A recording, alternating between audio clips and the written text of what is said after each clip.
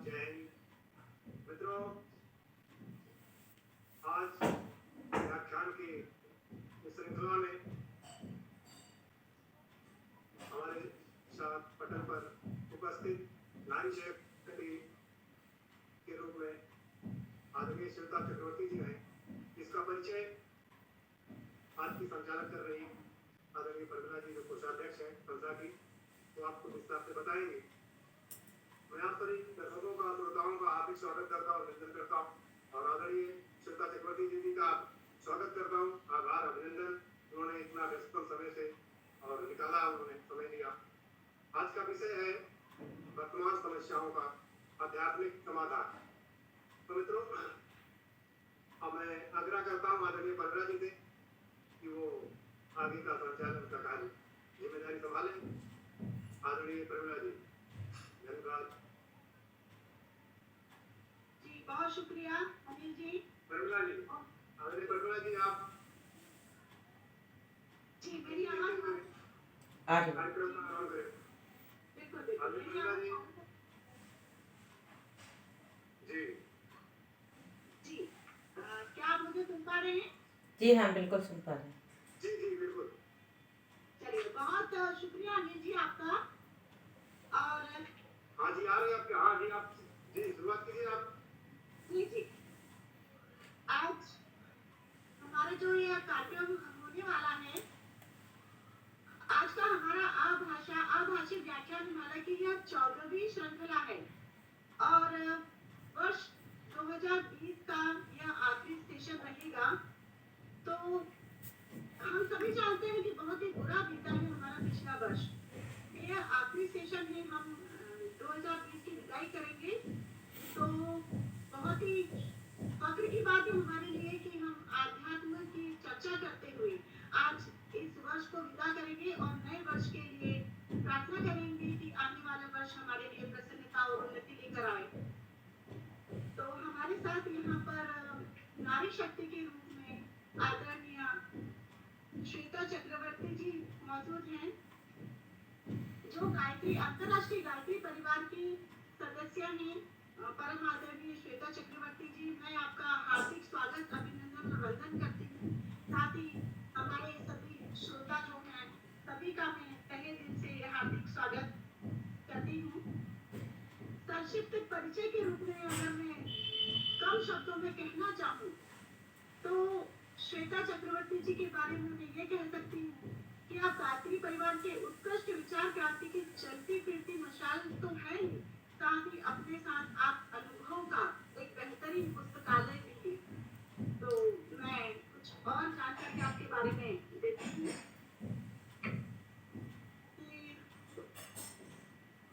आदरणीय श्वेता चक्रवर्ती जी का छोटा सा परिचय मैं आपके सामने रखना चाहती हूँ।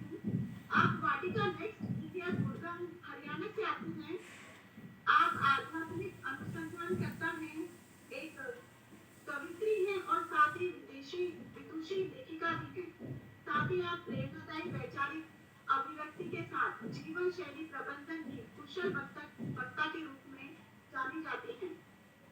शैक्षणिक योग्यता की अगर बात करें तो आप विज्ञान संकाय के छात्रा के रूप में सूचना एवं प्रौद्योगिकी के विषय में परास्नातक होने के साथ ही मनोविज्ञान व्यवसाय प्रबंधन में भी आप स्नातक हैं। और आप अंतरराष्ट्रीय गायत्री परिवार शांति कुंज हरिद्वार और दिया divine India youth association Gurgaon की सक्रिय सदस्य के रूप में मानवीय विकास और समृद्धि पर कार्य करते रहने का 16 वर्षों का विचार परिवर्तन, प्रस्तुतिकरण, प्रशिक्षण और कार्यशाला का अनुभव भी आप रखती हैं। तो बहुत ही फक्र महसूस कर रही हूँ कि आज आप हमारे बीच में हैं।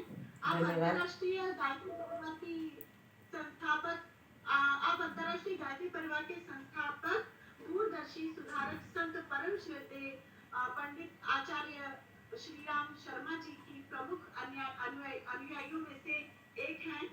और आज की तारीख में आपके द्वारा लिखित रचनाओं की जो संख्या है वह लगभग 3500 के करीब है। तो बहुत बधाई के लिए आपको। और धन्यवाद। 7,000 के करीब आध्यात्मिक आर्टिकल हिंदी और आंग्ल भाषा में आपके द्वारा लिखे गए हैं। 200 कार्यशालाएं झुग्गी बस्तियों में, कॉलेज, स्कूलों में और औद्योगिक क्षेत्रों में आपके द्वारा आयोजित की गई हैं, जिसमें बच्चों, युवाओं और महिलाओं के सशक्तिकरण और विकास पर काम किया गया है। बहुत ही शुक्रिया और करती हूँ मैं आपका कि आप नव साहित्य कुंभ परिवार में शामिल हुए और यहाँ पर अपने विचारों को व्यक्त करेंगे। हम सभी अभिरूप हैं, उत्सुक हैं आपके विचार जानने के लिए। और अंत में परिचय की श्रृंखला को विराम देते हुए इन पंक्तियों के साथ मैं आपको आमंत्रित करती हूँ कि भाग्य उदय हो आपका, कर्म करो निष्काम। भाग्य उदय हो आपका, कर्म करो निष्काम। कठिन बहुत यह काम पर, दया करेंगे राम। धन्यवाद, बहुत बहुत धन्यवाद। श्वेता जी। तो अनिल भैया ने मुझे इस पटल पर एक विषय दिया है जिसका नाम है वर्तमान समस्याओं का आध्यात्मिक समाधान। यदि कोई प्रश्न हो तो आप प्रश्न रखिए। जी बिल्कुल। पहले तो मैं जानना चाहूंगी कि धार्मिक होना और आध्यात्मिक होना दोनों में क्या फर्क है, क्योंकि अक्सर हमारे मन में जो प्रश्न आता ही है, मैं खुद नहीं समझ पाती हूँ इस बात को कि ये आध्यात्म और धर्म दोनों में क्या फर्क है। तो आप बताएं और हमारे श्रोताओं को अवगत कराएं। जी, धर्म का अर्थ होता है धारण करना। जिन नियमावली को हम अपने जीवन में धारण करते हैं उसको हम धर्म कहते हैं। जैसे अगर कोई हिंदू धर्म है, वैष्णव धर्म का है, तो वो अपनी जीवन शैली में समावेश करता है कि वो इन प्रार्थनाओं को शामिल करेगा, उसके भोजन की पद्धति ये होगी, उसका रहन सहन ये होगा, उसका वस्त्र परिधान ये होगा, और वह एक इन नियमों को पालन करते हुए एक निश्चित इष्ट, यानी हमारे वैष्णव में जैसे भगवान विष्णु हैं, कृष्ण हैं, राम हैं, उनका वो पूजन करेगा। इष्ट निर्धारण के साथ साथ पूरी जीवन शैली उस इष्ट को प्रसन्न करने के लिए उसके नियमों को, उनके भजनों को अपने जीवन में शामिल करते हैं। इसको कहते हैं धर्म। जैसे ईसाई धर्म है, उन्होंने उनके धर्म में आए भगवान जीसस, उन्होंने एक नियमावली बताई कि आपको ये नियम पालन करने हैं, ऐसे रहना है, ये करना है। डू एंड डोंट्स की लिस्ट को उन्होंने धारण कर लिया, तो वो हो गया ईसाई धर्म। ऐसे ही मुस्लिम धर्म में है कि आप क्या कर सकते हैं, क्या नहीं कर सकते हैं। तो धर्म जो होता है उसमें एक, अगर आप सभी जगहों पर देखेंगे तो एक स्वर्ग की कल्पना की जाती है और एक नर्क की कल्पना की जाती है। जहां बताया जाता है कि आप अगर इन नियमों का पालन करते हैं तो आप स्वर्ग जाएंगे, इन नियमों का पालन यदि आप नहीं करते हैं तो आप नर्क जाएंगे। हमारा धर्म मानेंगे तो ये होगा, नहीं मानेंगे तो ये होगा। ये सब चीजें हैं धर्म और संप्रदाय। अध्यात्म से भिन्न है। जैसे मन को पढ़ने के लिए जो भी आप विज्ञान पढ़ते हैं तो उसको कहते हैं मनोविज्ञान। समाज को अध्ययन जब हम करने चलते हैं तो वो उसको कहते हैं हम समाजशास्त्र। तो समाज आप चाहे अमेरिका का पढ़ें, चाहे आप इंडिया का पढ़ें या किसी अन्य देश का पढ़ें, तो आप उसको समाजशास्त्र ही कहेंगे, सोशियोलॉजी ही कहेंगे। वैसे ही मन आप कहाँ किस व्यक्ति का पढ़ रहे हैं, किस जाति धर्म का पढ़ रहे हैं, इससे फर्क नहीं पड़ता, वो मनोविज्ञान का ही पार्ट होगा। ऐसे ही जब आप आत्मा का अध्ययन करते हैं, आत्मा से जुड़ी समस्त संभावनाओं का अध्ययन करते हैं, तो वो अध्यात्म होता है। अध्यात्म जो होता है कोई संप्रदाय से उसका कोई लेना देना नहीं है। आप अगर आत्मा की ये गुण हैं, अगर 8-10 गुण बताए जा रहे हैं आत्मा के, तो वो गुण सब में मिलेंगे, चाहे वो किसी भी जाति धर्म का हो। तो अध्यात्म इस तरह से भिन्न होता है।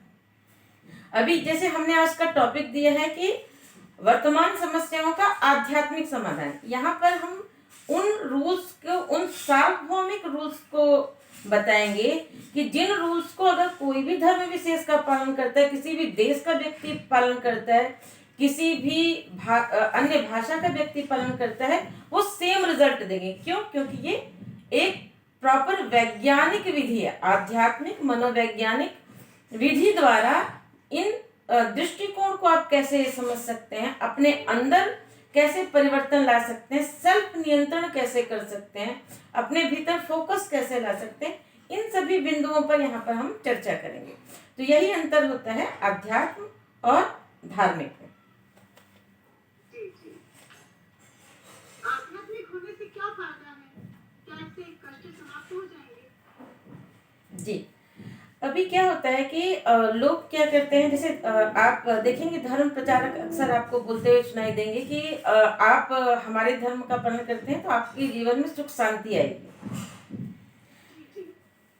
देखिए, अध्यात्म क्या है? अध्यात्म आपको गाड़ी चलाना सिखाता है, आपके लिए रोड नहीं बनाएगा, आपको पेट्रोल भी नहीं देगा खरीद के। लेकिन अगर आप गाड़ी चलाना सीख जाएंगे तो अगर आप अच्छे ड्राइवर होंगे तो उबड़ खाबड़ रोड पर भी आप अपनी गाड़ी को संभाल लेंगे और एक्सीडेंट नहीं होगा। लेकिन यदि आपको गाड़ी चलाना नहीं आता तो सुंदर सपाट रोड पर भी आप एक्सीडेंट कर देंगे।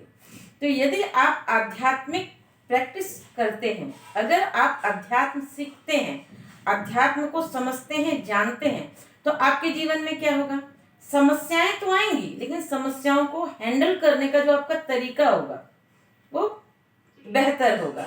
तो उससे क्या होगा? जैसे सपोज मान के चलिए गाड़ी गड्ढे में फंस गई, अब चाहे आप हनुमान चालीसा पढ़िए, चाहे जीसस क्राइस्ट की प्रेयर पढ़िए, चाहे कुरान की आयतें पढ़िए, चाहे आप कोई भी धार्मिक मंत्र पढ़िए, गाड़ी गड्ढे से नहीं निकलेगी। अगर आप नास्तिकों की भी बात मानते हैं तो आप 2 बोतल ड्रिंक कर लीजिए तो भी गाड़ी गड्ढे से नहीं निकलेगी। गाड़ी गड्ढे से कैसे निकलेगी? उसको तो धक्का ही चाहिए, पुश ही चाहिए, पुरुषार्थ ही चाहिए। लेकिन अगर आप आध्यात्मिक होते हैं तो क्या फर्क पड़ता है? जब आप आध्यात्मिक, सपोज मान के चलिए हम लोग गायत्री परिवार से, तो हमने कहा कि हम आपको प्रैक्टिस बताते हैं कि यदि आपकी गाड़ी गड्ढे में फंस गई है तो सबसे पहली चीज है कि आप शांत हो जाइए, लयबद्ध सांस लीजिए, डीप ब्रीदिंग करिए और गायत्री मंत्र पढ़िए। उसके बाद उस समस्या को समझिए, समझ के उसमें सोचिए कि बेस्ट अप्रोच क्या होगी कि गाड़ी को गड्ढे से निकालने की। तो यहाँ पे क्या होता है, जब आप कोई भी प्रेयर करते हैं, कोई भी मंत्र चैंट करते हैं, जैसे हम एग्जाम्पल गायत्री मंत्र का दे रहे हैं, तो क्या होता है कि आपकी जो चेतना होती है वो ऊर्ध्वगामी होती है। तो जब चेतना का प्रभाव ऊर्ध्वगामी होता है और आप समस्या से हटकर विचार करते हैं, यानी आप समस्या से अटैच नहीं होते, समस्या में पार्टिसिपेट नहीं करते, आप पहले समस्या का बर्ड व्यू लेते हैं कि समस्या क्या है, एनालाइज करते हैं और फिर आप उसमें अप्रोच अप्लाई करते हैं और समस्या से आप बाहर निकल जाते हैं। तो ये हो गया अध्यात्म। यदि आप ड्रिंक करते हैं या आप बहुत ज्यादा स्ट्रेस लेते हैं या कोई भी नकारात्मक चिंतन उस समय लाते हैं, तो आप क्या करते हैं, उस समस्या का आपको बॉटम व्यू मिलता है, क्योंकि आपकी चेतना जो है अधोगामी चली गई है। जब बॉटम व्यू से आप किसी समस्या को देखेंगे तो कितनी बड़ी दिखेगी? तो समस्या तो जितनी है उतनी ही रहती है। बर्ड व्यू में आपको समस्या को सॉल्व करने में आसानी होती है और बिना आध्यात्मिक अप्रोच के जो हम स्ट्रेस लेके करते हैं उसमें क्या है, समस्या को सॉल्व करने में हमारी समस्या हमारे लिए बढ़ जाती है और समस्या सॉल्व करना हमारे लिए कठिन हो जाता है। इसके एक और कारण होता है, जैसे ही आपने गायत्री मंत्र जपा, जैसे एम्स का आपने रिसर्च यूट्यूब पे देखा होगा, उसमें उन्होंने बताया, डॉक्टर रमा जयसुंदर ने, कि जब आप गायत्री मंत्र जपते हैं तो आपके अंदर अच्छे हार्मोन्स रिलीज होते हैं। तो अच्छे हार्मोन्स रिलीज होते हैं तो आपके अंदर एक ऊर्जा का प्रभाव डालते हैं, आपके राइट एंड लेफ्ट ब्रेन में संयोजन प्रॉपर बनता है, तो आपका दिमाग नॉर्मल कैपेसिटी से फास्ट वर्क करता है। लेकिन वहीं जब आप टेंशन लेते हैं तो आपके अंदर बुरे हार्मोन्स रिलीज होते हैं, जैसे कॉर्टिसोल हार्मोन्स। ये क्या करता है कि आपके दिमाग जो नॉर्मल समय में अच्छा चल सकता था उसको भी लो ग्रेड कर देता है। तो हमारी यही बुद्धि जो सामान्य समय पे बहुत अच्छा वर्क कर रही थी, तनाव में वो वही वर्क नहीं कर पाती। तो इसीलिए आध्यात्मिक होने से आपके जीवन की समस्याओं को हैंडल करने में आपको कुशलता मिलेगी, जीवन का सफर आसान हो जाएगा, सुख दुख के प्रति आपकी समझ बढ़ जाएगी। जैसे फॉर एग्जाम्पल, सुख क्या है? हमने कोई इच्छा की, जैसे सपोज मान के चलो मैं ये प्रोग्राम कर रही हूँ, मैंने एक इच्छा की कि मेरे इस प्रोग्राम के बाद मुझे अच्छे फीडबैक मिलने चाहिए, ठीक है। अब डिपेंड करता है कि फीडबैक कौन सुन रहा है, उस व्यक्ति पे, आउटर व्यक्ति पे डिपेंड करेगा। उसने मेरे इसका अच्छा और बुरा, अब अगर मैं इस प्रोग्राम से अटैच हो गई और मैंने अपनी इच्छा कर ली, तो अच्छे आएंगे तो मैं खुश होंगी और बुरे कमेंट आएंगे तो मैं दुखी होंगी। लेकिन यदि मैं ना अच्छे के लिए सोचूं ना बुरे के लिए सोचूं, मैंने क्या किया, ईश्वर ने मुझे एक सेवा का सौभाग्य दिया, मुझे ईश्वर को रिप्रेजेंट करने का एक मौका मिला है, मैं अपना 100% दूंगी। इसके बाद परिणाम क्या होता है मुझे इसकी कोई चिंता नहीं।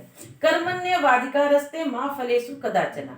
जब मैंने इस कर्म से आसक्ति हटा ली और मैं इसी कर्म में मैंने निमित्त भाव डाल दिया, तो अब अगर स्तुति आएगी तो भी मुझे कोई टेंशन नहीं है, कोई मेरे को बुरा बोलता है तो भी मुझे कोई टेंशन नहीं। इसी तरह जैसे मुझे समोसे खाने की इच्छा हुई है, समोसा मिला तो सुख, नहीं मिला तो दुख। इसी तरह जितने भी अगर आप सुख और दुख को एनालाइज करेंगे तो सबके लिए सुख और दुख की डेफिनेशन अलग अलग है। जिसके अंदर जो जो डिमांड है उनकी सप्लाई, वो सोचते हैं कि मेरी ये डिमांड पूरी हो जाएगी तब मैं सुखी हो जाऊंगी, लेकिन गलत बात है। देवी पुराण अगर किसी ने भी पढ़ा होगा तो उन्होंने सुना होगा रक्त बीज। रक्त बीज एक राक्षस था जिसको वरदान था कि जब उसको आप मारते थे तो उसके ब्लड से नए राक्षस जन्म जाते थे। वो रियल में एक प्रतीक है। रक्त बीज का अर्थ होता है कि आपकी जो इच्छाएं हैं, एक इच्छा पूरी करेंगे 2 से 1000 इच्छाएं उत्पन्न होंगी। आपने अभी पहले आप टेंशन में थी किसी तरह मुझे एक घर मिल जाए, जैसे आपको घर मिल जाएगा तो आपको फर्नीचर की इच्छा होगी, फिर डेकोरेशन की इच्छा होगी। अब आपका सब कुछ हो गया, उसके बाद आपको लगेगा नहीं ये घर छोटा पड़ रहा है, हमको बड़ा घर चाहिए। तो इच्छाएं रक्त बीज की तरह जन्मती जाती हैं। तो अध्यात्म कहता है, हम ये नहीं कहते कि आप कोई इच्छा मत कीजिए, आप इच्छा करिए, जेन्युइन इच्छा करिए, लेकिन आप इच्छा करने से पहले ये सोचिए, अपने आप से प्रश्न पूछिए कि आपकी योग्यता और पात्रता क्या है। आपकी योग्यता पात्रता है कि ये अमुक डिमांड जो आप चाह रहे हैं वो आपको मिल जाए। यदि मुझे अमुक पद चाहिए तो क्या मैं उससे डबल योग्य हूं? क्या वो कुर्सी को मैं डिजर्व करता हूं? तो इच्छाओं को पनपने से पहले उसको एनालाइज कर लीजिए। तो क्या बुरा है अध्यात्म, क्या गलत कहता है? आज का मनुष्य दुखी इसीलिए है क्योंकि वो अपनी योग्यता पात्रता एनालाइज नहीं करता, वो अपने अंदर को नहीं करता। भाई सफलता का सीधा सीधा फॉर्मूला है कि आप शारीरिक मेहनत 2 गुनी करिए, मानसिक मेहनत 4 गुनी करिए, आत्मिक मेहनत 6 गुनी कर लीजिए। आपको सफल होने से कौन रोक सकता है? लेकिन वही बात है ना कि हम इच्छाएं तो करते हैं, लेकिन इच्छाओं के लिए जो जरूरी एफर्ट है, पुरुषार्थ है, वो नहीं करते। प्रार्थना और पुरुषार्थ ये 2 चाबी हैं जिससे किस्मत के ताला खुलता है। तो केवल प्रार्थना भी काम नहीं करती, जैसे केवल पेट्रोल से तो आप कहीं नहीं जा सकते। मैं आपको 10 लीटर पेट्रोल दे दूं, बोलिए जाइए वैष्णो देवी हो आइए, बोलिए, आप बोलेंगे भाई गाड़ी भी तो दे दो, बिना गाड़ी के कैसे होगा?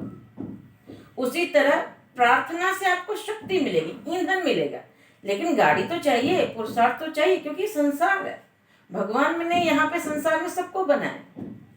तो आपके जीवन में समस्याएं समाप्त नहीं करता अध्यात्म, आपके जीवन में समस्याओं को हल करने की जो कैपेसिटी है उसको अध्यात्म देता है। परिस्थिति पर आपका जो रिस्पॉन्स है उस पर आउटकम डिपेंड करता है।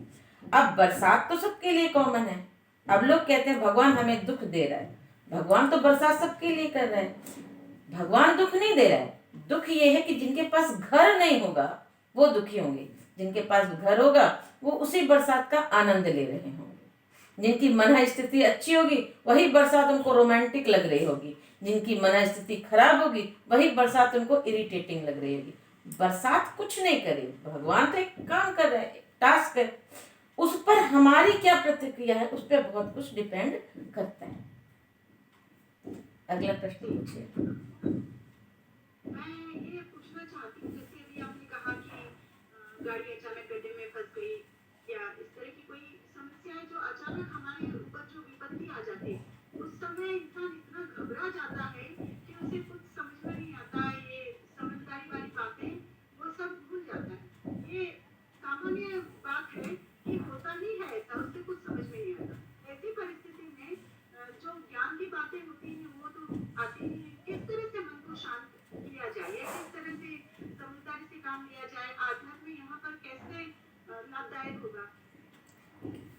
आपने कबीरदास जी के एक दोहा सुना होगा, करत करत अभ्यास के जड़मति होत सुजान, रसरी आवत जात ही सल पर पड़त निशान। अब एक सैनिक है वो भी सो रहा है, एक आम गृहस्थ है वो भी सो रहा है, और मान लीजिए चोरों का अटैक हो गया, तो दोनों की प्रतिक्रिया क्या होगी? विपत्ति दोनों के लिए सेम है, क्योंकि सैनिक ने कई दिनों से अभ्यास किया हुआ था, इसलिए वो उस चोर को हैंडल कर डालेगा, लेकिन आम गृहस्थ नहीं कर पाएगा। इसीलिए कहा जाता है, दुख में सुमिरन सब करे, सुख में करे न कोई, जो सुख में सुमिरन करे तो दुख काहे को होए। अर्थात हमें अचानक आने वाली समस्या को हैंडल करने का अभ्यास उन समय में करना चाहिए जिस समय वो समस्या नहीं आई है। यानी गाड़ी के मैकेनिक बनने के लिए आपको गाड़ी रोड पर चलाने से पहले आपको इतना, अगर आप अकेले सफर कर रहे हैं तो आपको अच्छी परिस्थिति में टायर बदलने का हुनर सीखना पड़ेगा। तब अगर सफर में टायर पंचर होता है तो आप बदल पाएंगे। लेकिन अगर आपने अभ्यास ही नहीं किया और फिर आपका पंचर हुआ तो आप कहेंगे कि भाई अचानक में हमने दिमाग कैसे सही करें। क्यों? क्योंकि आपने अच्छे समय में, सुख के समय में योग और वेद क्या कहते हैं? योगा और वेदा यही कहते हैं कि मन स्थिति की तैयारी आप अच्छी समय में कर लीजिए। पहले क्या होता था कि जैसे आप स्कूल में आपका बच्चा एडमिशन लेता है, पहले के समय में, गुरुकुल के समय में, जब मैकाले ने कहा था कि भाई भारत में कोई गरीब नहीं है, कोई भिखारी नहीं है, यहाँ पर सब बहुत अच्छे हैं, इनको भिखारी बनना है, तो सबसे पहले इनके पास से इनकी शिक्षा पद्धति जो है, जो इनकी रीढ़ की हड्डी है, उसको आप खींच लीजिए, तोड़ दीजिए। तो पहले क्या होता था, पहले बच्चा जब एडमिशन लेता था तो उसको इंफॉर्मेशन नहीं दी जाती थी। आजकल की पढ़ाई क्या है? इंफॉर्मेशन, जानकारियां हैं। तो पहले वो इंफॉर्मेशन नहीं देते थे, पहले बोलते थे कि भैया पहले अपने दिमाग की गाड़ी चलाना सीखो, कब ब्रेक देना है, कब रेस देना है, अपने मन पर नियंत्रण करो। जब आपके मन पर नियंत्रण हो जाएगा तब आपके मन पर हम इंफॉर्मेशन लोड करेंगे। ठीक है। अब वहां भी लोडिंग में भी एक ट्रिक था, विद्या और शिक्षा। विद्या यानी आपके भीतर समस्त ज्ञान विद्यमान है, पहले से मौजूद है, उसको हम कुछ टूल्स एंड टेक्निक एक सहयोगी आचार्य के तौर पे हम आपके भीतर के ज्ञान के स्रोत को उभारेंगे। दिस इज विद्या। मतलब जन्म जन्मांतर हमारे यहाँ पे ये मान्यता है, वेद और योग ये मान्यता करते हैं कि हम इसी जन्म में नहीं जन्मे। दिस इज हमारा वस्त्र है, शरीर हमारा वस्त्र है, हम अनंत यात्री हैं और कई जन्मों का ज्ञान हमारे भीतर ऑलरेडी विद्यमान है। और हमारे अंदर ये भी मान्यता है कि आत्मा यानी ब्रह्म, हम ब्रह्म है। गीता कहती है हम ब्रह्म हैं, अहम ब्रह्मास्मि, हम ही आत्मा है। और आत्मा जो है वो बीज रूप में परमात्मा है।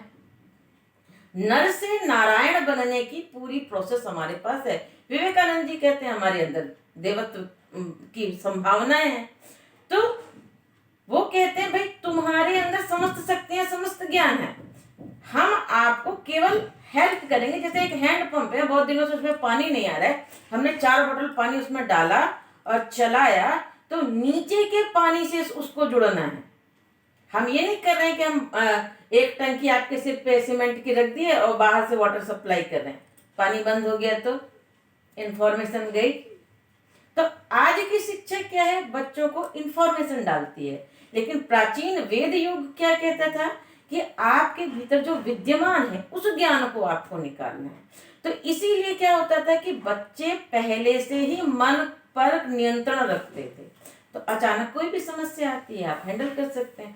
अब एक लड़की है, आप अच्छी परिस्थिति में, सब कुछ बेटर है, सब कुछ सही चल रहा है, माँ ने क्या किया, उसको कराटे में सिखा दिया और बोला भाई सेल्फ डिफेंस तो सीख लो। अभी उसके जीवन में कोई समस्या नहीं है। एक दिन वो जा रही थी, लड़के आ गए छेड़ने, उसने निपट लिया वहीं पे। क्यों? क्या उस समस्या के लिए उसकी माता ने उसकी पहली तैयारी कराई थी। लेकिन अगर तैयारी नहीं कराई होती तो समस्या में नहीं हैंडल कर पाती। तो समस्याएं अचानक नहीं आती। हमारा वेद और योग कहता है, वेदांत कहता है, योग धर्म कहता है, भारतीय ज्ञान परंपरा कहती है कि विपत्तियों की तैयारी हमें पहले करनी चाहिए। एक छोटी सी कहानी इस बारे में आपको सुनाती हूँ। कहानी के माध्यम से हमें उन चीजों को समझने में आसानी होती है। एक व्यक्ति था, वो समुद्र के किनारे रहता था, तो वहां पर बहुत तूफान आता था। तो जितना भी वो नौकर रखता, वो सारे नौकर छोड़ के भाग जाते, क्योंकि जैसे ही तूफान आता, हवा का वेग इतना ज्यादा होता कि जो पशु होते थे वो अपना खूंटा तोड़कर भाग जाते थे, और जो फसल होती थी वो गट्ठर उड़ जाता था। तो कोई नौकर टिकता नहीं था इतनी तेज हवा में। अंत में वो बहुत दुखी हो गया। उसने बोला कि चलो सैलरी डबल कर देते हैं, साथ कोई आ जाए। तो उसने, एक बंदा है, बोला कि भाई एक शर्त में मैं आपका काम करूंगा। बोले क्या? बोले मैं तूफान में सोता हूँ। बोले भाई तूफान में ही तो सबसे ज्यादा काम होता है। बोले नहीं, मैं तूफान में सोता हूँ, मुझे डिस्टर्ब मत करना मैं जब सो रहा हूँ, बाकी सैलरी दुगनी दे रहे हो तो मैं आ जाता हूँ, कोई दिक्कत की बात नहीं। अब क्या हुआ, आंधी आई, और आंधी आई तो मालिक को आदतन उठा और दौड़ते दौड़ते उसके पास, बोले आंधी आ गई, आंधी आ गई। बोले मालिक मैंने आपसे क्या कहा था, मैं आंधी में सोता हूँ। बोले तेरी नौकरी चली जाएगी। बोले अब नौकरी जाए तो जाए, लेकिन मैंने आपको कहा था मैं आंधी में सोता हूँ। बोले सबसे पहले गया, बोले पशु नहीं भागने चाहिए। देखा तो पशु पहले से ही तूफान के लिए जरूरी तैयारी के साथ बंधे हुए थे, पशु कहीं भागे ही नहीं। फिर उसको नजर आया फसल, दौड़कर गया, देखा फसल को इस तरह से तैयार किया गया था, बांधा गया था कि जितना तूफान अभी आ रहा था उससे ज्यादा तूफान भी वो झेल ले। और जितनी भी जरूरी कार्य तूफान के समय बाकी नौकर करते थे वो उसने पहले ही कर लिया था। फिर वो आके समझा कि हाँ भाई, तूफान की तैयारी जो है वो पहले की जाती है, बाद में नहीं की जाती। क्लियर? बहुत अच्छा लगा सुनकर। और मैं अगला प्रश्न रखती हूँ कि सकारात्मकता और नकारात्मकता दोनों जीवन में होती ही है, तो सकारात्मक चिंतन का क्या लाभ है? अब हम सब गृहिणी हैं, सबके घर में रोटियां तो बनती होंगी, ठीक है, रोटी पूड़ी सब बनती होगी। अगर हमें नमकीन पूड़ी बनानी है तो हमें क्या करना पड़ेगा, आटे में क्या डालना पड़ेगा, नमक। और अगर हमें मीठी पूड़ी बनानी है तो मीठा डाल देंगे। हमारा मन बनता कैसे? एक्चुअली लोग कहते हैं हमारा मन नियंत्रण में नहीं आता, हमारे मन में विचार आते रहते हैं। एक्चुअली क्या है कि वो लोग हमारा अभी का जो एजुकेशन सिस्टम है, कहीं पर भी ऐसा एजुकेशन सिस्टम तो है नहीं कि आइए भैया हम आपको मन पढ़ाते हैं, आपकी इनर स्ट्रेंथ पढ़ाते हैं, हम अंतर जगत में यात्रा आपको कराते हैं। इसकी कोई क्लासेस तो कहीं होती नहीं है। तो क्या होता है कि हम क्या सोचते हैं कि आउटर जो है, रिमोट हमारी परिस्थिति है जो हमें नियंत्रण कर रही है। तो जब आउटर से आप नियंत्रण करना चाहेंगे तो उसमें क्या है कि कहते हैं ना, उधार की जिंदगी, दूसरे के हाथ में जब कंट्रोल होगा, आप टीवी देखने बैठिए और बच्चे के हाथ में रिमोट दे दीजिए, तो क्या आप अपना पसंदीदा चैनल देख पाएंगे? नहीं, बच्चा जहां घुमाएगा आप वही देखेंगे। उसी तरह हमारा जो मन है, हमारे मन के अंदर सकारात्मकता और नकारात्मकता की वृत्तियां किस तरह की बनेंगी, ये डिपेंड करता है कि हम किस तरह का थॉट रोज ले रहे हैं। अब किसी ने छोले खा लिए, हैवी डाइट कर लिया, अब उसके पेट में तो गैस बनेगी ना। अब वो ये चाहे कि हम खाएं तो खराब, लेकिन गैस न बने, इज इट पॉसिबल? नहीं बनेगी, क्योंकि आपके पेट में गैस जो बन रही है इसका इनपुट तो आपने ही मुंह से दिया ना भाई। उसी तरह हमारे मन में नकारात्मकता की जो गैस बनेगी या सकारात्मकता की ऊर्जा बनेगी, उसका इनपुट कहाँ से गया? हमारे इनपुट 5 है, 5 सेंसेस है, आँख, कान, नाक, मुंह, ये नीचे पे है। अब जैसे फॉर एग्जाम्पल आपने हॉरर मूवी देखी, ठीक है, अब आप एक चीज बताइए, रात के समय आपको विचार कहाँ से आएंगे? अंधेरा हुआ तो कहाँ से आएंगे? उसी से आएंगे। आप रात के समय एक प्लेट गिरी, आप सो रहे हैं, अचानक से एक प्लेट गिरी और आपने सुबह हॉरर मूवी देखी थी, तो आपका माइंड उस समय नकारात्मक विचार देगा या सकारात्मक देगा? उस प्लेट के गिरने पर क्या भूत के, एक काल्पनिक भूत की कल्पना नहीं की जाएगी? की जाएगी।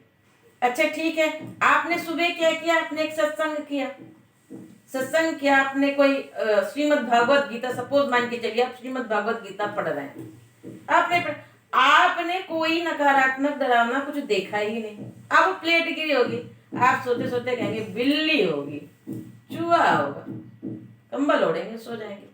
तो आपके मन ने जो प्रतिक्रिया बनाई, उसका इनपुट सुबह मिल चुका था। अब लोग कहते हैं मेरे को बहुत डर लगता है। अरे भाई, आप ये देखिए कि आपके इनपुट में क्या जा रहा है। अगर आप कोई कह रहा है मेरे पेट में गैस रोज बनती है, भाई आप ये देखिए कि आपके खाने में क्या जा रहा है, आपके मन में क्या जा रहा है। स्वाध्याय क्यों करवाते थे हमारे यहाँ पर? एक आपको पता है हिंदू सनातन धर्म में एक कंपल्सरी नियम है कि या तो आप सत्संग में जाइए, नहीं तो आप स्वाध्याय करिए। अगर आप स्वाध्याय नहीं करते हैं तो आप आप आध्यात्मिक माने ही नहीं जाते। अब इसका रीजन क्या है? वो लोग जानते थे कि भाई आपका मन जो है वो वस्तुतः विचार, अनुभव, भावना और स्मृतियों से बनता है। तो आप अपने मन को अगर आपको सकारात्मक बनाना है तो आपको ये इनपुट तो सही करने पड़ेंगे। अगर आप इनपुट सही नहीं करेंगे, अब एक विद्यार्थी है, वो चाहता है कि मैं आईएएस ऑफिसर बनूं, ठीक है, इच्छा तो उसने कर ली। अब यहाँ पर उसको सकारात्मकता से उसको क्या हेल्प मिलने वाली है? सकारात्मकता से उसे ये हेल्प मिलने वाली है कि उसे सबसे पहले ये देखना है कि आधी ग्लास भरी और आधी ग्लास खाली है। जैसे एक ग्लास है, ये आधी खाली है और आधी भरी है। अब हम ये देखना चाहें कि इस ग्लास में हमारे सकारात्मक क्या कहेगा? व्हाट वी हैव, मेरे पास क्या है। नकारात्मक क्या करेगा? क्या मेरे पास नहीं है। और आध्यात्मिक क्या कहेगा कि भाई आधा पानी से भरा है और आधा हवा से भरा है, ये ग्लास खाली ही नहीं है। कुछ खाली होता है इस संसार में? नहीं होता है। तो सकारात्मक अगर आप चिंतन करते हैं तो स्टूडेंट ये देखेगा कि मेरे पास क्या है, मेरी योग्यता क्या है, और मेरी योग्यता क्या है और मेरी स्ट्रेंथ क्या है, किसके बेस पे मैं अपनी लाइफ की प्लानिंग कर सकता हूँ। वो अपने साल भर का स्ट्रक्चर उठाएगा। अगर मुझे ये इतना चैप्टर कंप्लीट करना है तो साल भर में अगर मुझे ये अचीव करना है तो 6 मंथ में क्या अचीव करना है, फिर 3rd मंथ में क्या अचीव करना है, 1st मंथ में क्या अचीव करना है, 1 दिन में क्या अचीव करना है और 1 घंटे में क्या अचीव करना है। अगर वो प्रॉपर प्लानिंग करेगा, उसके हिसाब से काम करेगा, सफलता मिलेगी। आपको जाना है, यहाँ से गुड़गांव से जाना है दिल्ली। अब गुड़गांव से दिल्ली जाना है, बहुत सारे रास्ते हैं, बहुत सारे मार्ग हैं, बहुत सारे वाहन हैं, बहुत सारी विधियां हैं। अरे कुछ नहीं तो आप पैदल भी जा सकते हैं। तो लेकिन आपको पता तो होना चाहिए where to start and where to stop, कहाँ जाना है, किस विधि से जाना है। अगर हम प्रॉपर वे में प्लानिंग करके चलते हैं तो हमें वहां पहुंचने में कोई दिक्कत नहीं होगी। अब सकारात्मक चिंतन यहाँ पे कैसे करेगा? भाई सपोज मान के चलो आप निकले और ऑटो की वो हो गई, स्ट्राइक हो गई। अब ऑटो की स्ट्राइक हो गई, आपको पता चल गया समस्या आ गई, तो आप क्या करेंगे नेक्स्ट? अगर मान लो आपको आज वैष्णो देवी का जाना ही जाना है तो आप क्या करेंगे? भाई आप प्राइवेट कैब बुलाएंगे, भाई ऑटो हड़ताल है ना, प्राइवेट बुलाएंगे। आप वहां पर निर्णय लेंगे, सिर पे हाथ रख के नहीं बैठेंगे, आपने निर्णय लिया। अच्छा भाई वो नहीं मिला,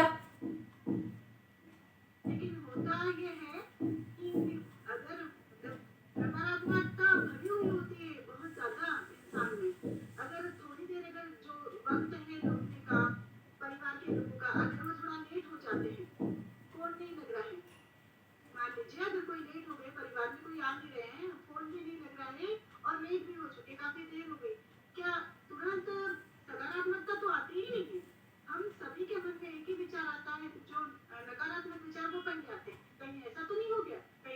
इसका कारण क्या है?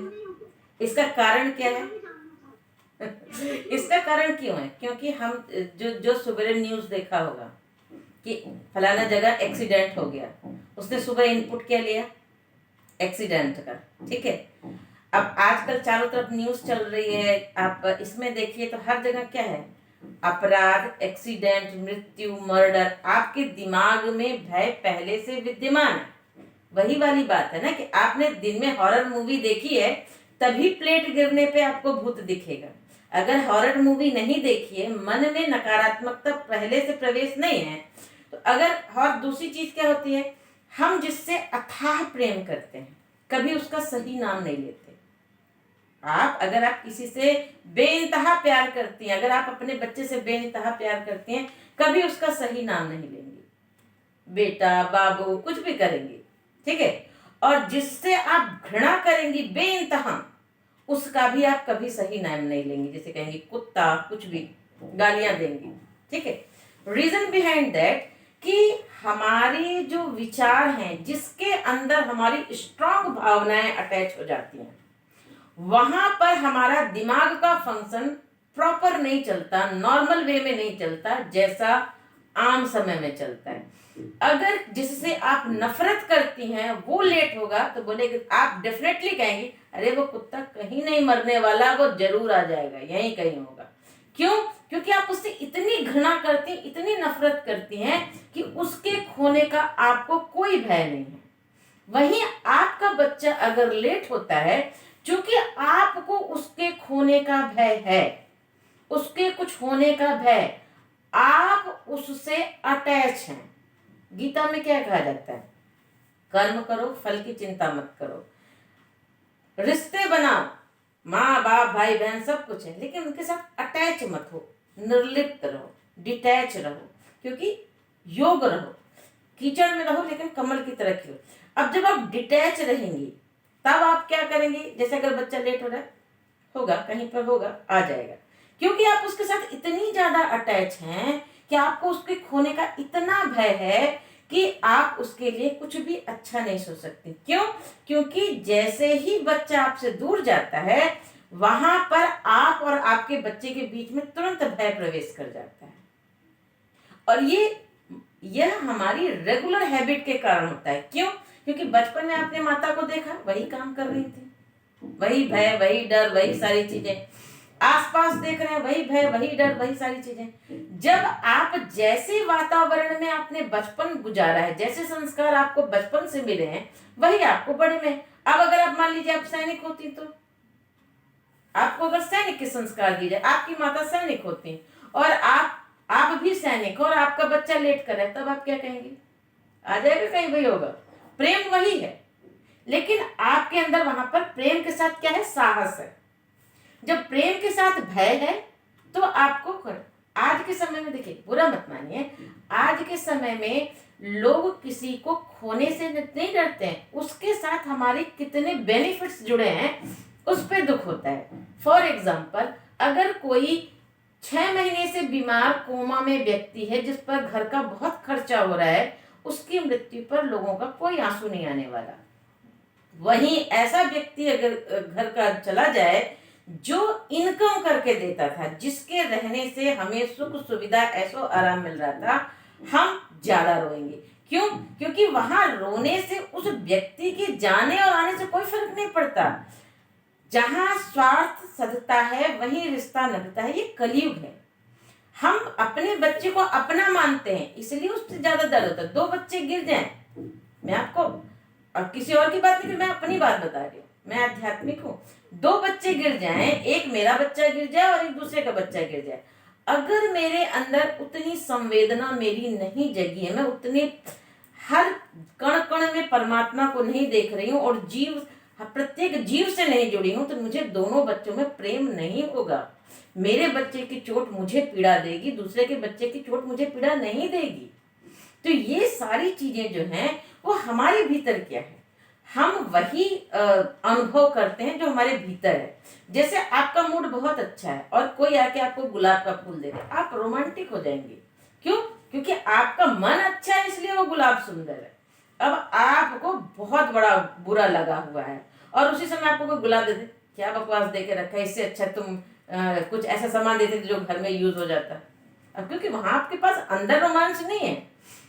लाख रुपए की लॉटरी लग जाए और वहीं पर आपका कीमती कोई सामान बच्चा तोड़ दे, अब आपके भीतर क्या है, खुशी है, तो आप क्या करेंगे, उस टूटने वाले सामान पे ओके कोई बात नहीं, आगे से ध्यान रखना। अब कुछ नहीं, लाख रुपए की लॉटरी छोड़िए, आप जॉब कर रहे हैं, आपके बॉस ने 5,000 रुपए आपकी सैलरी से काट लिए, अब आपके अंदर क्या भरा, गुस्सा, डर, दुख। अब बच्चे ने वही कब तोड़ा, अब आप क्या है, अब आप बच्चे में अपना बच्चा नहीं देखोगे, अब आप बच्चे के अंदर अपना मैनेजर देखोगे, और जो गुस्सा वहां पर था वो सारा गुस्सा आप घर पे निकाल दोगे।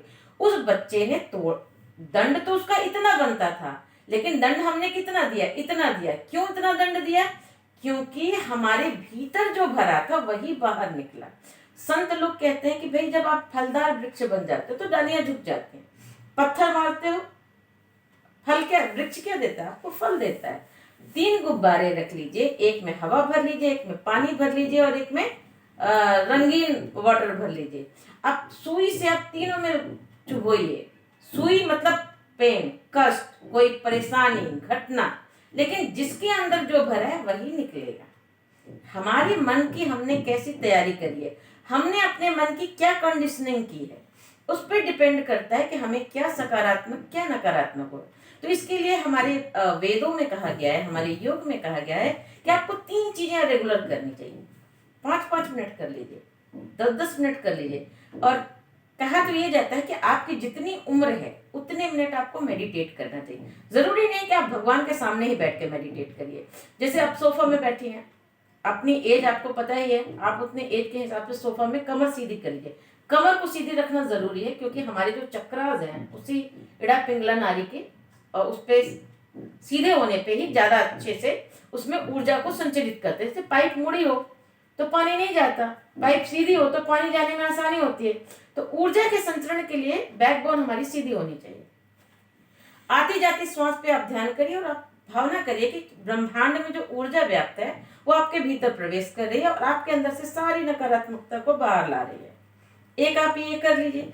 दूसरा, गायत्री मंत्र के साइंटिफिक प्रूवन आपको रिसर्च मिल जाएंगे नेट पे, और आप खुद भी ट्राई करके देख सकती हैं। 40 दिन तक गायत्री मंत्र जो है 324, एक वयस्क को कम से कम 324 मंत्रों की जरूरत है, और एक किशोर को कम से कम 108 मंत्र की जरूरत है, और एक छोटा बच्चा जो 11 साल से कम है अगर वो 24 मंत्र भी जपता है तो वो अपने काम के, मतलब कहते हैं ना कैसे काम चलाओ, जो भूख की जो होती है ना, काम चलाओ ऊर्जा वो अपनी बना सकते हैं।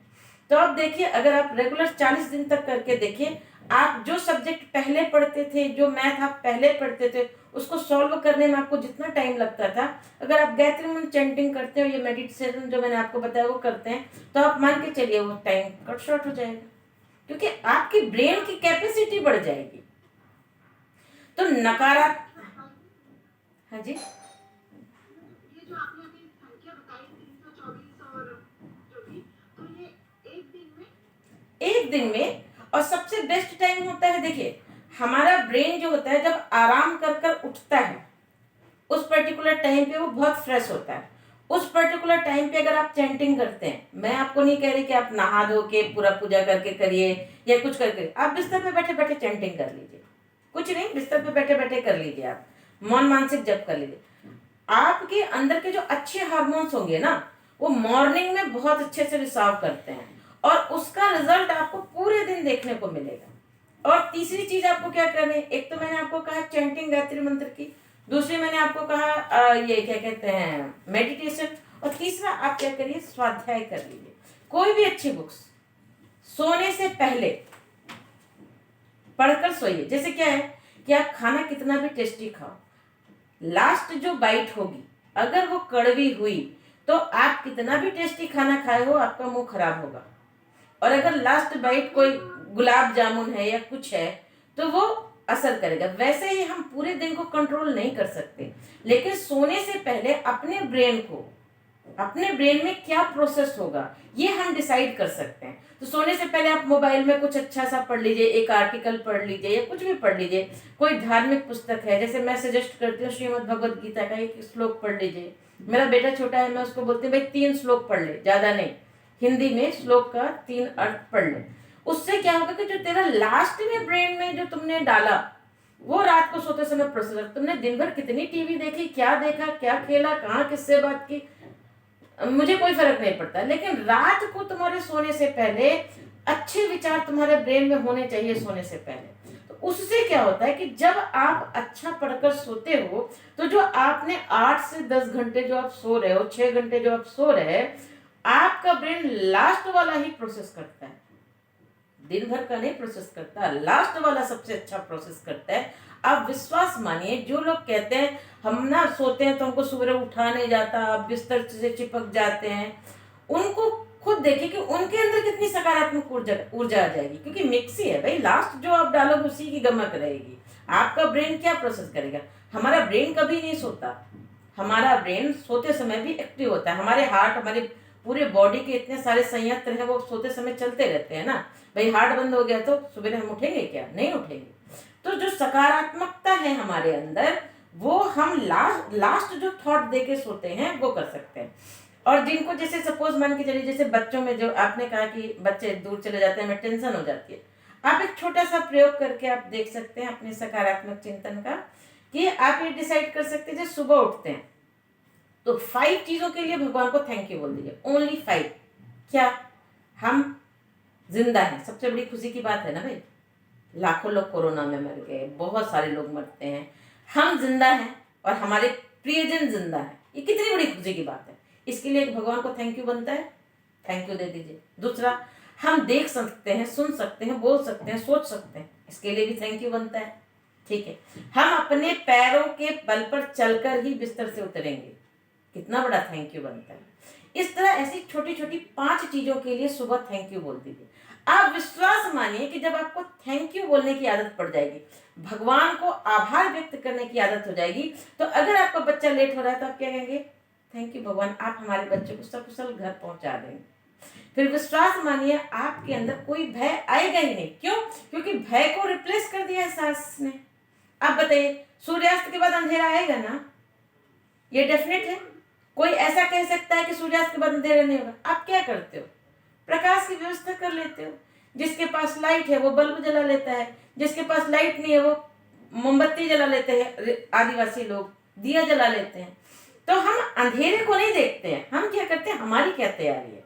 उसी तरह जब आपके मन में एक दिए की व्यवस्था होगी तो कोई भी परिस्थिति हो आप नकारात्मक सोचेंगे नहीं। अंधेरा आया यानी परिस्थिति आई, आपने दिया फटाफट जला लिया, तो सकारात्मक चिंतन आपको इस तरह बहुत मदद करेगा। अगला प्रश्न।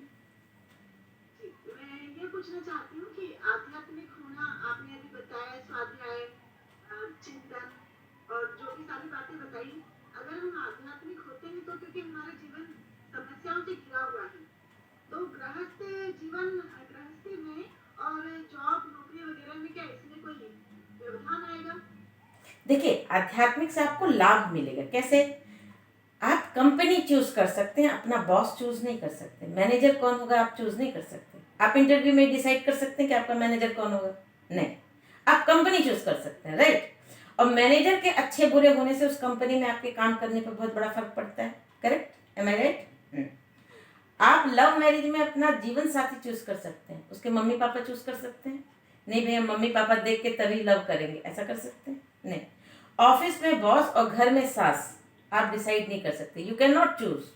ठीक है, उनके व्यवहार को आप अपने हिसाब से भी नहीं मैनेज कर सकते। तो आपको क्या करना है? आपको क्या सीखना है? हैंडल करना सीखना है। तो आध्यात्मिकता आपको यहीं पर हेल्प करती है। कैसे हेल्प करती है? मैं आपको अपना एग्जाम्पल देती हूँ। मैं इंजीनियर हूँ, ठीक है, मैं 16 साल से जॉब कर रही हूँ। पहले क्या होता था कि जब कोई, मैं ऑफिस का सबसे पहले एग्जाम्पल देती हूँ, जब कोई मुझे मेल करता था, मतलब मान लीजिए कोई काम बन गया या बिगड़ गया कुछ, लोग कॉर्पोरेट में क्या होता है, कोई भी अपने ऊपर नहीं लेना चाहता, भले उसकी गलती होगी वो आपको बताएगा। और एक एप्लीकेशन के पीछे कई सारे लोग होता है, जैसे डेटाबेस टीम अलग है, नेटवर्किंग टीम अलग है, बहुत सारी टीम अलग है, तो उनको हमारा एफर्ट तो एक साथ लग के ही आउटपुट आता है। लेकिन पहले क्या होता था, झगड़े होते थे। उसने मुझे क्या, तो मैं क्या करती थी, मैं लड़ने में ज़्यादा टाइम वेस्ट करती थी। उससे क्या होता था कि मेरा जो काम होना होता था वो काम डिले हो जाता था, लड़ाइयाँ वड़ाइयाँ हो जाती थी। हालांकि कई बार मैं जीत जाती थी, लेकिन उससे मेरी जीत से मेरा ईगो तो सेटिस्फाई हो गया, लेकिन उससे कस्टमर का काम डिले हुआ, कंपनी का काम डिले हुआ। तो जब मैंने आध्यात्मिकता को अपने जीवन में लाया तो मैंने सबसे पहले अपने आप को पॉज करके देखा कि ये व्यक्ति जिसने ये गलत मेल मुझे डाली है, इसका अर्थ ये है कि ये बेचारा चाहता है कि इसकी जॉब बची रहे, इस पर जोर ना है। तो मैं क्या करती थी, अब मैंने दूसरा तरीका निकाला, काम तो मुझे करना है। मैंने क्या किया, मैंने उसको चैट पे बात की या मैंने फोन किया। मैंने कहा भाई पत्नी से लड़के आए हो क्या हुआ, इतनी हार्ड मेल डाल रहे हो? भाई मैं भी हार्ड रिप्लाई करूंगी, तुम भी हार्ड रिप्लाई करोगे, एप्लीकेशन का काम तो सॉल्व होने वाला नहीं है। देख भाई, चाहे मेरी गलती हो, तेरी गलती हो, किसी की भी गलती हो, काम तो हम लोगों को मिलकर ही करना है ना। इस हमारी तुम्हारी कुत्ता बिल्ली की लड़ाई में न तो कंपनी को फायदा होने वाला है, ना हमें अप्रेजल मिलने वाला है। तो चले काम कर लें। अब फिर क्या हुआ, मैं बता रही हूँ, आज के समय में इतनी आसान हो गई है मेरी जिंदगी कि मुझे किसी के साथ काम करने में कोई दिक्कत नहीं। मुझे कोई हार्ड मेल नहीं आती, मैं एक फोन करती हूँ, भाई ऐसा है कि ऐसा ऐसा है, हो कभी मेरी गलती होती है, कभी उसकी गलती, फोन पे। भाई सबको अपनी जॉब बचानी, मैं उसको क्यों सबके सामने ह्यूमिलिएट करूँ। और विश्वास मानिए, मेरा जॉब मैनेज हो गया। अब मैनेजर चेंज होते रहते हैं, जब कोई टेढ़ा मैनेजर आ जाता है तो हमें समझ में आ जाता है भैया गुस्से वाला है, तो हमें क्या करना, अपनी ये तैयारी करके चलना, उसको हैंडल करना है। We are not going to change my manager mood, मुझे मैनेजर के मूड को हैंडल करके अपना काम निकालना है। तो ये हो गया मैनेजर। घर में सास और घर में ससुर और घर में रिश्तेदार कैसे हैंडल करना। पहले क्या होता था, किचन में हम गए, हमें बनाना है मटर पनीर, हमारी सासू माँ को बनाना है क्या कहते हैं, मटर से दूसरी सब्जी बनानी। हो गया झगड़ा। मैं बोली हमको बनाने का मैंने, आपने बनाने नहीं दे। उन्होंने कहा मैं शाही पनीर बनाना, पनीर एक। पहले झगड़े होते थे, फिर मैंने सोचा भाई एक चीज बताओ, मैं बनाऊंगी तो भी घर वाले खाएंगे, माता जी बनाएंगी तो भी घर वाले खाएंगे। तो एक काम करते हैं कि आज अगर इन्हें बनाने दिया जाए तो कल हम बना लेंगे। दूसरी चीज है, मेरी मेहनत भी तो बच रही है। ईगो को मारो गोली। ईगो को देखो, अगर मैं ईगो करूंगी फालतू, फिर मैंने दिमाग में लगा मेरे पति को क्या चाहिए, मटर पनीर चाहिए या घर में शांति चाहिए। मेरे पति की फर्स्ट प्रेफरेंस क्या है, वो कहेगा भैया मुझे नीम की चटनी दे दे मगर घर में शांति बना के रखो। तो फिर उसको शांति चाहिए, उसको तो मटर पनीर। तो मेरी ईगो का प्रश्न है ना, मैंने अपना ईगो का प्रश्न हटा दिया। अब क्या है, जब सास और बहू के बीच में कौन पिसता है, पति पिसता है। हमने अपनी सासू में कहा भाई आप किसको प्रेम करते हैं, मुझे प्रेम मत करो, अपने बेटे को प्रेम करती हो, मैं अपने पति को प्रेम करती हूँ। दोनों के लिए जो मेन मुद्दा है वो हमारा पति। तो उसकी शांति के लिए सबसे बड़ी जरूरी, किचन में कुछ भी पके लेकिन घर में शांति रहनी चाहिए। तो जब आप थोड़ा सा दिमाग अप्लाई कर लेंगे ना, विश्वास मानिए आपको बाहर जाना ही है। अगर आप पूछ के चले जाओगे मम्मी जी मैं चली जाऊं, अब आप तो जाएंगी, आपको कोई रोक नहीं सकता, आप जॉब कर रहे हैं, आपको जाना पड़ेगा। भाई एक पूछने में हर्ज क्या है, वो चाहती हैं कि वो बड़ी हैं, उनका थोड़ा रिस्पेक्ट कर दो भाई, रिस्पेक्ट क्या चला जाता है। आप एक चीज बताइए, अगर आप एक रिस्पेक्ट करके शाम को आपको चाय मिलती है तो क्या बुरा है, कोई बुराई है?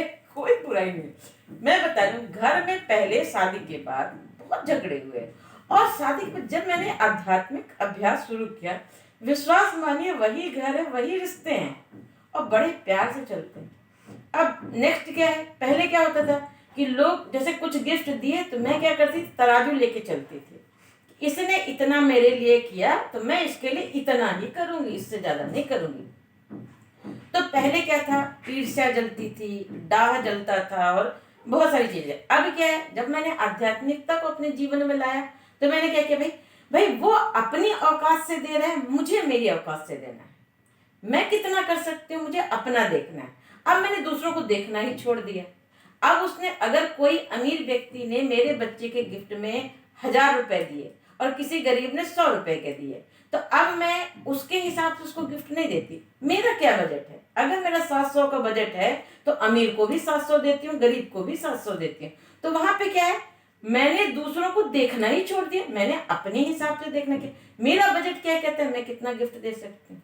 अब वो क्या सोचता है, वो मुझे गरीब सोचे या अमीर सोचे, वो क्या सोचता है मुझे फर्क नहीं पड़ता। तो जब गीता को मैंने अप्लाई कर दिया अपने लाइफ में कि कर्म मैं कर रही हूँ, निमित्त मैं बन रही हूँ, वहां पे सामने वाला क्या सोच, उसका मुंह है, वो मेरी निंदा करे या स्तुति करे। अगर कोई अच्छा व्यक्ति होगा तो आपको एक फूल दे देंगे ना आप उसको, तो भी वो आपकी प्रशंसा करेगा। और अगर वो बुरा व्यक्ति होगा तो आप उसको एक बड़ा सा रेफ्रिजरेटर लेके दे देंगे तो भी वो कहेगा ठीक कंपनी का नहीं दिया इसने। तो वही बात, वो तो व्यक्ति पे डिपेंड करता है वो कैसा है।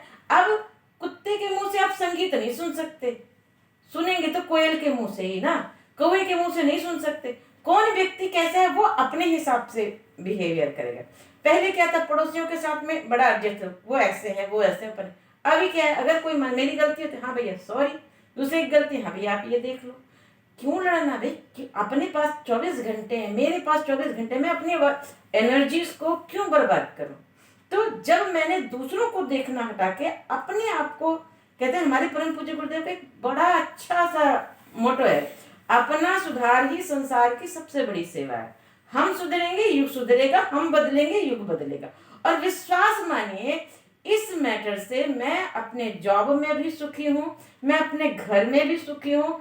अभी मेरे वही 24 घंटे में पूरी नाइट शिफ्ट करती हूँ, आपको मालूम है। उसके बावजूद मेरी घर गृहस्थी बच्चा पूरा, मैं सोशल वर्क का भी काम कर रही हूँ, सारी चीजें मैनेज हो जाती हैं वही। और इससे पहले जब मैं आध्यात्मिक अभ्यास में नहीं थी, विश्वास मानिए 24 घंटा में दूसरों की गलती देखने में इतनी बिजी थी कि मैंने अपनी ही जिंदगी नर्क कर रखी थी। और मैं बता रही हूँ आज मैंने अपनी जिंदगी की स्वर्ग जो कर रखी वो इसी आध्यात्मिक अभ्यास से कर रखी। तो अगर आप आध्यात्मिक हैं तो सबसे पहला आपका पहला सूत्र बनता है कि आप गुलाब का पुष्प हैं तो आप महकेंगे ही। सामने वाला गोबर है तो आप उसके लिए गोबर नहीं बनेंगे, पहला रूल। दूसरा रूल कि अगर कोई आपके एक बार समझाने पर नहीं बनता, आपसे उसके साथ रिश्ता नहीं बन रहा है, तो उससे दूरी बना लीजिए, उससे भिड़िए मत। तीसरा, रिश्ते आप जन्मजात पाते हैं, उसको आप ठीक नहीं कर सकते। भाई आपकी मामी ये है तो यही मामी रहेगी, मामा आपके लिए तो दूसरी पत्नी नहीं लाएगा। तो आपको क्या करना है कि अगर रिश्ते अच्छे हैं तो साफ पानी है, पी लीजिए, अच्छे से व्यवहार कर लीजिए। अगर गंदा रिश्ता है तो उसको आप उतना तो सेफ रखिए कि भाई आग वाग लगे तो बुझा सके। गंदे पानी का भी अपना उपयोग है और अच्छे पानी का भी अपना उपयोग है। तो अच्छे बुरे रिश्ते नहीं है। आप अगर कंपनी में जाते हैं 10 प्रकार के लोग होते हैं तो आप मैनेज करते हैं ना, हर व्यक्ति से अपना काम निकालते हैं, वैसे रिश्तों से निकाल लीजिए। अपने आप को देखिए कि आपको कैसे हैंडल करना है। जब आप ये देखते हैं कि ये बंदा, जब टेंशन लेना है तो बड़ा अच्छा तरीका है, ये ऐसा क्यों है, और अगर आपको टेंशन नहीं लेना है तो भैया ये तो ऐसा ही है, हमें इसके साथ कैसे चलाना है ये देख लो, तो बस हो गया। तो रिश्ता भी संभल गया, ऑफिस भी संभल गया, घर भी संभल गया, समाज भी संभल गया। सिंपल सा तरीका है। अध्यात्म बहुत कायदे की चीज है। बहुत कुछ सीखा है आज आपसे। धन्यवाद। और मुझे भी बहुत पता नहीं था कि इतना सारा ज्ञान हासिल करने वाली हूँ आज। बहुत शुक्रिया करती हूँ। बहुत बहुत धन्यवाद। अनिल का और प्रीतम भाई का, सभी का, नव साहित्य कुंभ का कि आप यहाँ पर हैं। आपका बहुत बहुत शुक्रिया, बहुत आभार। आपने हमें अनुग्रहित किया। हमारे दर्शक भी बहुत ही खुश होंगे आज। और मैं भी अब आपके अनुसरण करते हुए आपकी बात जो मैंने बहुत गौर से सुनी और आध्यात्मिक अभ्यास का प्रयास मैं भी करती हूँ और जल्दी ही आपको फोन करके बताऊंगी। ठीक है जी, धन्यवाद धन्यवाद, प्रणाम।